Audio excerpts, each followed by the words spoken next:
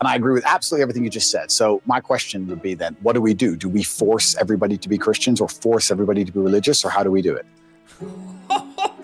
Dude, do we force everybody to become Christians or become religious? I think he thinks Islam.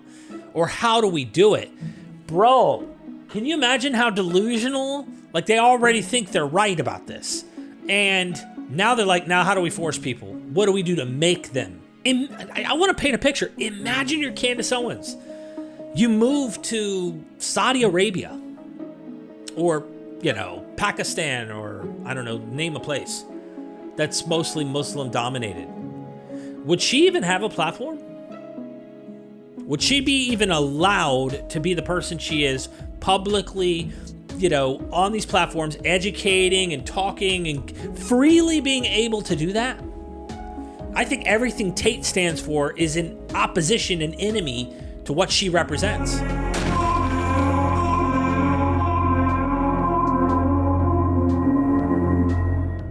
Well, Candace Owens confronts Andrew Tate about Christianity. Now, personally, I think both of them are full of it. And there's so many reasons why. We're going to see what kind of religious nonsense they really try to push on people here. And hearing from Andrew Tate, who's like, he's a whole different can of worms to unravel here. But him and Candace combined, let's hear what happens in this reaction. Used to be a Christian, but a year ago he said this during an interview with Muhammad Hijab.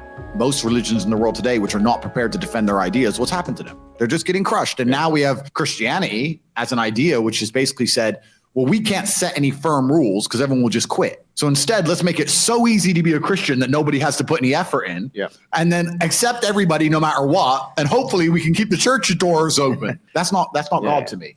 That's not God to me. That's interesting. So Christianity has been defending itself longer than Islam. Apologists have been defending it. And look, I don't believe Christianity at all.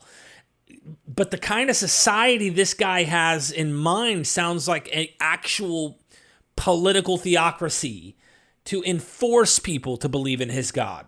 Yeah. God to me is strong. God to me is something to be feared. Yeah. Something to be feared. God to me is someone that people are afraid to mock. Yeah. God to me is someone that you have to go out of your way to prove something to. Now, what if God to the majority who are in power, because this guy likes to be the fighter, tough guy kind of shit, the alpha male, putting on this persona that is totally like intimidating to people. What if the more badass majority say, you know what, Andrew, you're going to follow our version of God or you're fucked. You're going to do it or else we're going to make you, or else you're going to have repercussions and they're going to be legit stuff you're going to fear. No matter how tough he is, putting some kind of extreme measure against him to make him follow their version. You could see the slippery slope he's headed down. God to me has red lines. Yeah. Like God to me represents the Islamic faith. The Christian God to me, I don't see God. I can't explain. I don't see anything there. So what is it that he's looking for? A violent, feared, absolute alpha, badass, tough God that's going to bring the sword. And his interpretation, the best one he could find, is Islam. That's it. So he's looking for a violent deity that's going to scare everybody.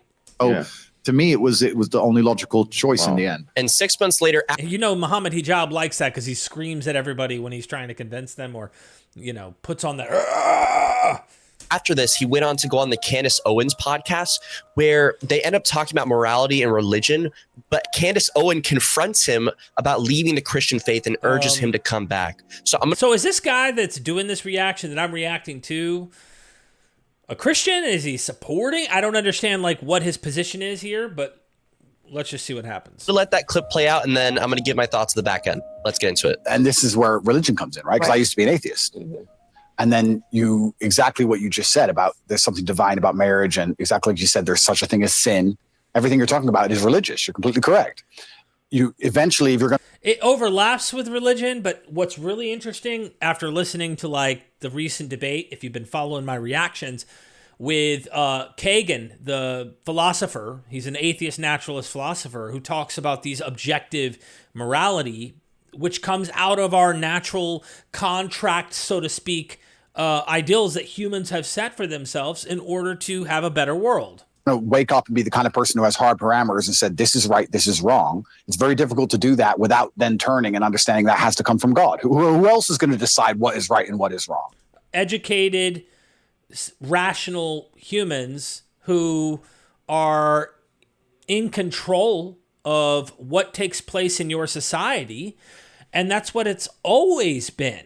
Even the book you claim God's writing, whether it be the Quran, whether it be the Holy Bible, all of these books are written by men, and they have come up with these legal codes. Much of the Bible stuff, you can look to Hittite treaty codes. You can look to, ancient Hammurabi to get ideas about the evolution of these law codes.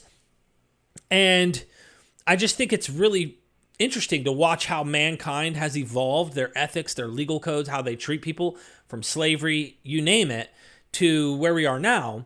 But it's kind of sad that the most popular voices on the web are people who aren't educated in having the broadened perspective or alternative models that they can work with in their mind. No. They're probably getting thousands of young people to think that, yeah, he just said it. It's right. It must have come from God.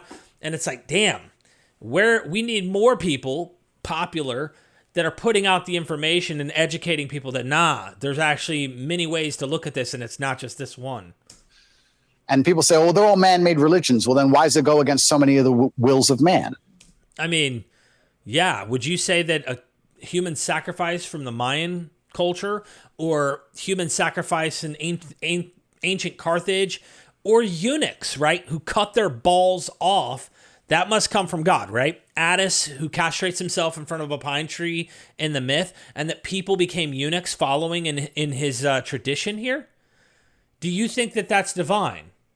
People do all sorts of crazy shit, and people go through fasting and become monks at monasteries and decide to completely be abstinent of sex.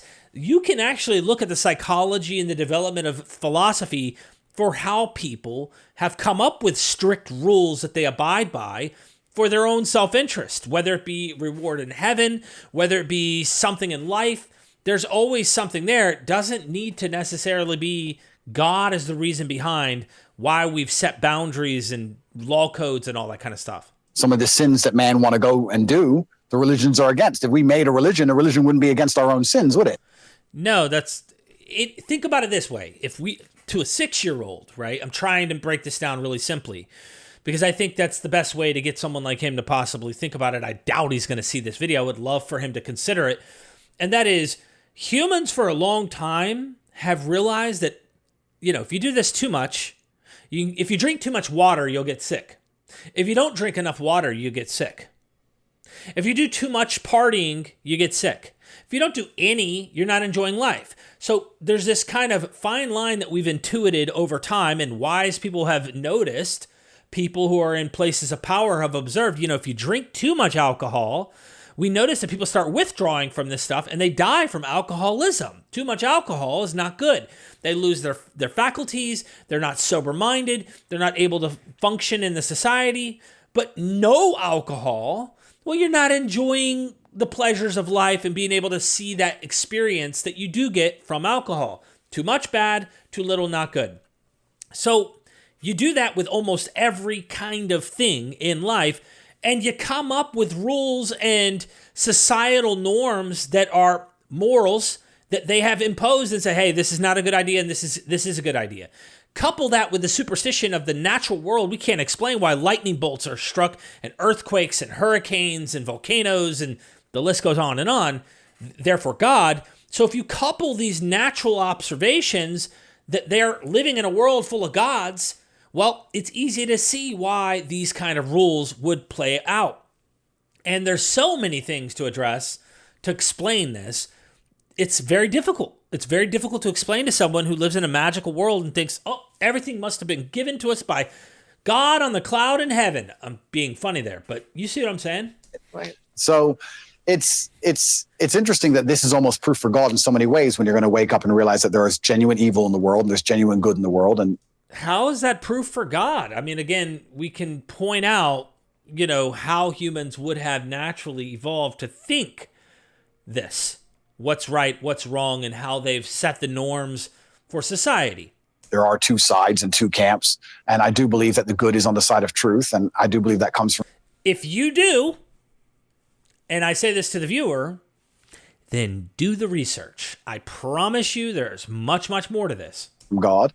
And there's many different ways to God. I think there is one God and there's different religions. And I don't want to argue the differences between the religions, because I think we have a lot more in common than we have, especially in the fight against evil, than we have as differences. What is the fight against evil?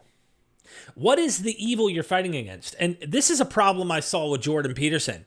So we watched Alex O'Connor dissect Jordan Peterson, deconstructed his stuff to point out he sounds very much like an actual pragmatic atheist in his worldview. God is an ideal, a construct, the highest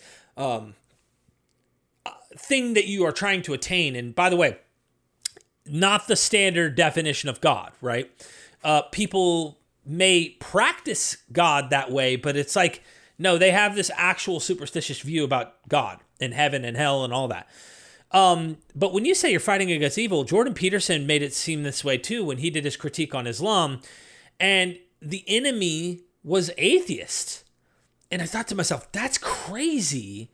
How are atheists the enemy here? What did we do? Simply pointing out that we don't think you need a deity to describe and explain how ethics would evolve, or who's the enemy here? But yeah, it's super interesting. And you're right. Firm lines are absolutely not really required. And if we don't have them, it's why societies ends up in the position it's in. God designed a man to be with a woman because it prevents men from giving entirely into the worst components of who men are. Just having sex all the time. Yeah, right? You can't do that. If you're with a woman, okay, maybe it's menstruation, maybe it's pregnancy, maybe it's afterbirth, but there are these natural barriers that make it so that your relationship has to be about something else other than just. I swear, like, neither one of them are experts here. Okay. I'm not going to comment much on this. I'm just going to say, take everything they say and get a whole mountain of salt and know that you can't take this shit to the bank. Sex. Yep. When I'm with my homosexual friends, they talk about sex. I don't think they realize that heterosexual couples don't just sit down for lunch and be like, we banged 20 times last night because we could. They think that that's normal. Sure. So then you talk about how that bleeds into pornography, that bleeds into wanting to talk about sexuality in the classroom, how that might bleed in to suddenly wanting to speak to children about sex and, oh, this is all normal. It's actually not normal, but because it's normal in a homosexual relationship, you think that it's actually normal. Dude. Oh my gosh, there's so much here. So it is normal that humans do this. It is absolutely normal. And if you just grant that God exists on their end, he made us to function and act this way. Now they'll just go to the story and say, Adam and Eve, one man, one woman. Look, there's a reason humans have behaved this way forever. And you can claim it's sin, but God created mankind. Now, then you got to bring in the free will bullshit and try to make an excuse for why your God made things this way, or if things fell apart. The all-knowing, all-perfect God, all things fell apart.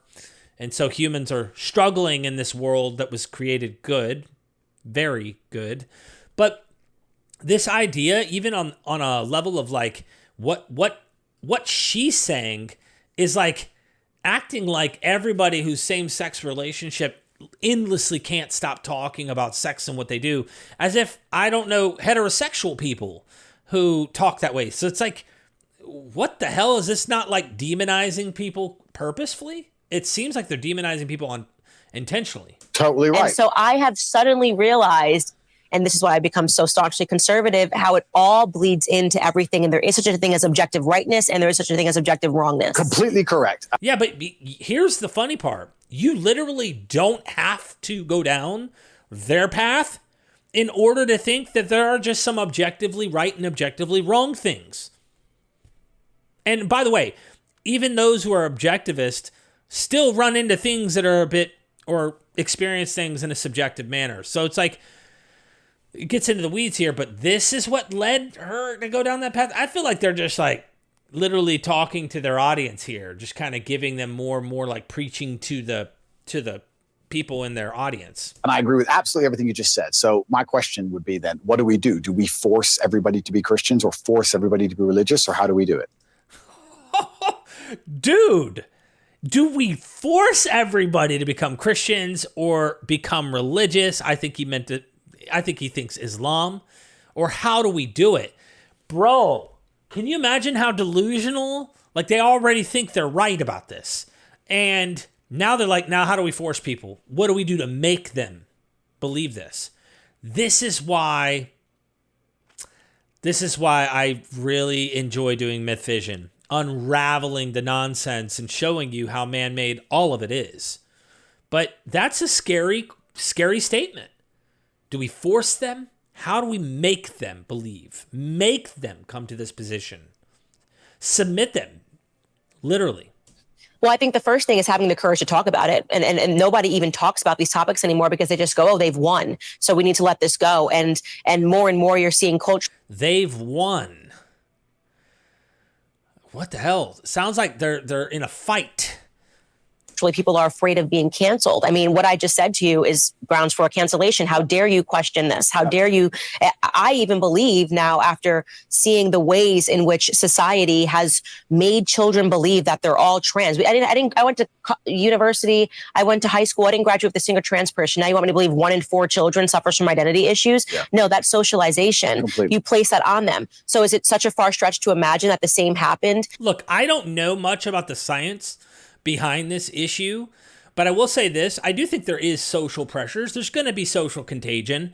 People are obviously going to go down those paths, but this is look at how they're connecting religion and their social kind of constructs here.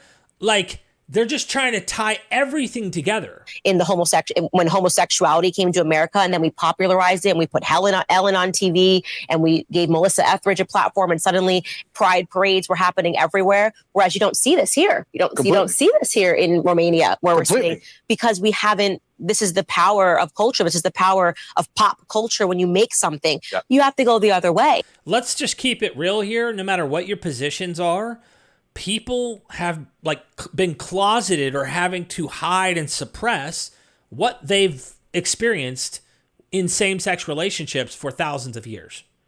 They've literally been like, okay, if we do this, we're going to get in absolute trouble. Because people like Tate said, how do we force them? How do we enforce these laws and enforce these particulars? Like, you have to be this way. And that's not to say that we can't go too far in a direction of everything goes, but they're literally like trying to make it to where no one can be this way, because no one really is this way. Everyone is really straight, or should be, and it's something of a defect. The same problem I dealt with addiction. They used to tell me it was demons. They told me it was, spirits. It was my sin. It was these things that made me an addict who was struggling with opiate addiction. Nah, bro, it wasn't. I have actual scientific and trauma and all these things coupled in that literally led to that constant habit of addiction, trying to escape reality. So, once you get a little bit of science under your belt and you really research some of this stuff, you do recognize how full of shit there may be. Oftentimes, there's a bit of truth mixed in with lie. And that's what I would say. There's a bit of truth mixed in with lie with the things that they're saying right here. And they're going just so extreme, so far. You need to normalize it. You need to say, actually, this is abnormal. Absolutely. And this is what normal is. And it's not both. You are right. We are in a culture war. And it's culture which is absolutely not really defining the direction in which we move. And this is one of the reasons why I reverted to Islam, because I feel like the Islamic culture is the strongest. Okay. Look, now it makes sense. Because Sharia, because of the absolute extreme level and devotion that Muslims show for the religion and culturally, etc., how the religion literally is enforced. We're talking going back 500 years. Christianity used to be this way. So maybe Andrew Tate would have been a Christian, when Christians were out here burning people at the stake and stuff, because that would have been, we're enforcing our laws on those who are wicked. But it's like all the cards are on the table, and he's just like, now this is why I'm for Islam, because they're the most absolute, we're going to make this shit happen, you're going to follow our way kind of religion still. At least in certain parts of the world, it seems much more enforced than other places. You feel the culture. I was You wondering, feel because it. you were Christian, and, you know, I definitely do not know enough about the Islamic faith to sit here and debate you on it. I'm never a person that will debate somebody on something that I'm not an expertise on. Yeah. But are you an expert on the other shit you just said? No. But I'll say this. Christianity has, since the Enlightenment, really loosened up and realized, hey, you know what? We're going to go with science and facts here more than they were before. Now, there's still been like enclaves of fundamentalists that fight against this stuff, push back against science. But I think overall, Christianity has become softened. And the question is, will that work in the long run for their societies?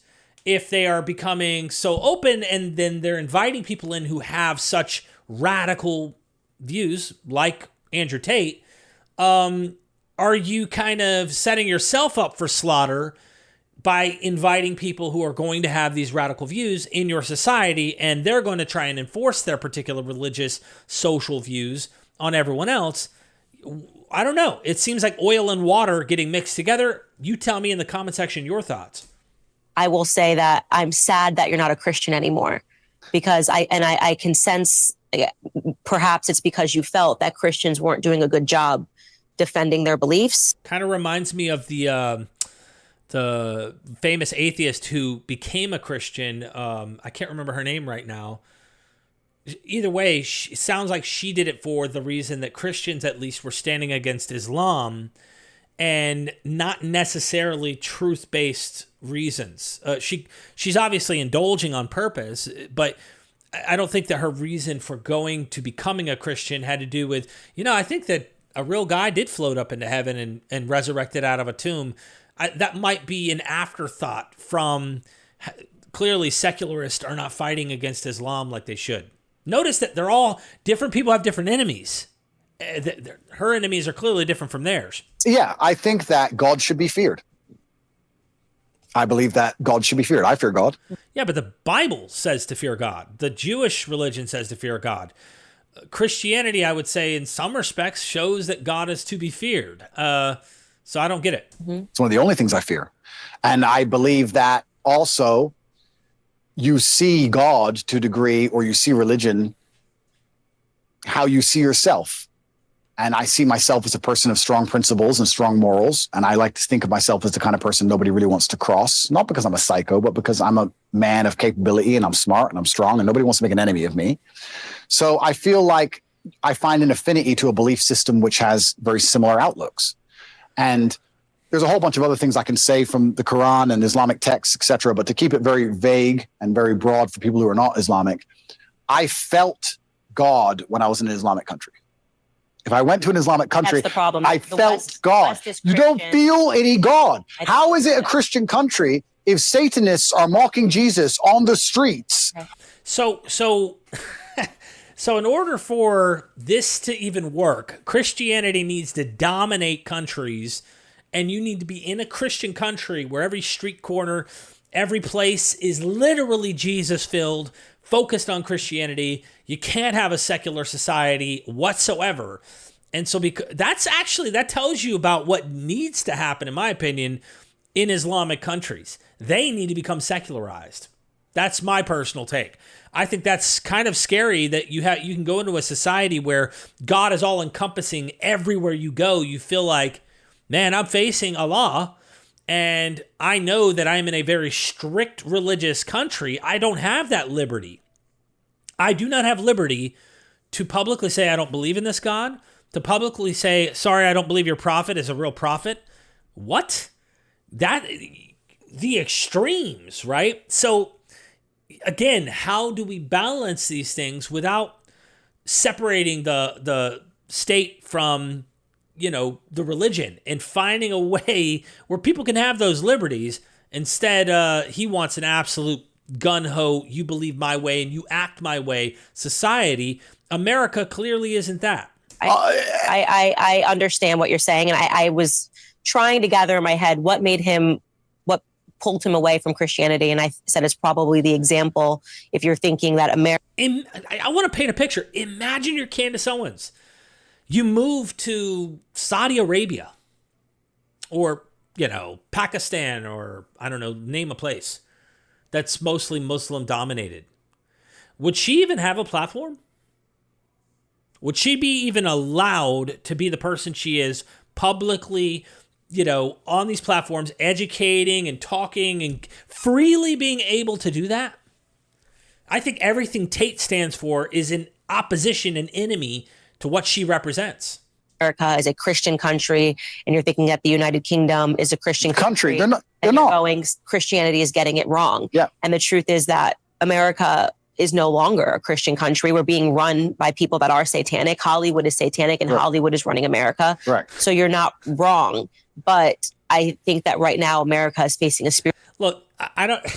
No comment. This is just it's so ridiculous. Spiritual battle, and for the first time in a very long time, Christians are starting to stand up and speak about our principles. I hope so. And I could have used you as a star. I know. No, this is kind of funny because Tate went with already existing power dynamics and isn't one of the pioneers pushing for a change if you're trying to make things Christian again. Now, that has nothing to do with whether or not what he's saying is true or not. I'm just saying he chose the easy path of going, I'm going to become a Muslim because these other people are already Muslim and I fit right in my alpha male mind, But I have seen in California, I've seen Christians and Muslims get side by side when they were complaining about the LGBT I did see that schools, which is fantastic. And I know what you're saying, and that is true, but it's almost like when I go to an Islamic country, I feel God around. You see it in the way the people are dressed. You see it in the fact that everyone's in a family. You see it in the fact that there's a mosque on every corner. It's in the air. And it's almost like when I'm in Dubai and I'm talking to my friends, my Islamic friends, and I explain to them the things you have to protect your child from in an American school. They literally think I'm lying. They're like, no, surely.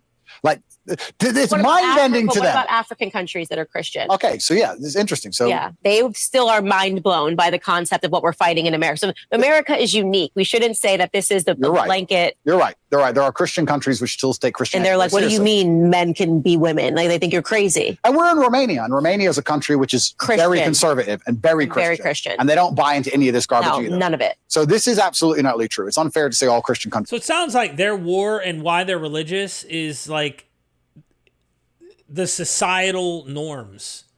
So they're so against certain ideals that they choose a religion that kind of reverts back to more nuclear family and says, hey, we're going to stick to this and this is how things are going to be old school, old fashioned, and not open to a society that, of course, is going to broaden that scope, allowing for more diverse differences and stuff like that. So they kind of want everyone, all the women, to be covered from head to toe in a hijab for Tate. And I'm not really sure what Candace exactly wants, but maybe a 1950s America. I don't know. America is an exception and not in a good way. Yeah, I think that the whole West is, unfortunately. The West is, I've said on my show the entire time, the West is falling. The fact they're even having these debates is not good. Yeah, the West has fallen, and unfortunately, Russia. Yeah. Christian country. Yeah, absolutely. A very Christian country. So yeah, you are right. But I felt an affinity to Islam. I felt God in the air, and it's difficult for me to explain any other way. Okay. That's fair enough. I won't push you any further on that. Okay. So what do you think about what was just said here? What are your like concerns? There's so much I'm sure I didn't comment on or react to. There's a lot to be said here. I feel like we do need to understand science more. I think we do need to have more empathy. We do need to understand that, not everyone's going to think the same way. And I think that's what you get in a multicultural society that is built on secular laws that are not enforcing, as Tate has, one mode or one way of thinking. I mean, think about the taxes you would have to pay as being a Christian in a Muslim country. There's all sorts of things that become like, what? There's a lot of problematic shit. And I think we humans are still trying to negotiate that morality contract and figure out what works best for society. And sometimes we go too far, and sometimes we go too far back. And like, how do we balance these things out? It's above my pay grade. I don't know. I'd like to hear from you in the comments. Be sure to subscribe and check that bell so that YouTube will notify you every time I do a reaction. Comment down below because I'm really interested in learning from you. We have a lot of smart people that show up in our comment section that have ways of thinking that I'm just not fully aware of, right? We're always trying to learn and hear from each other. Share it out there. And until next time, see you then.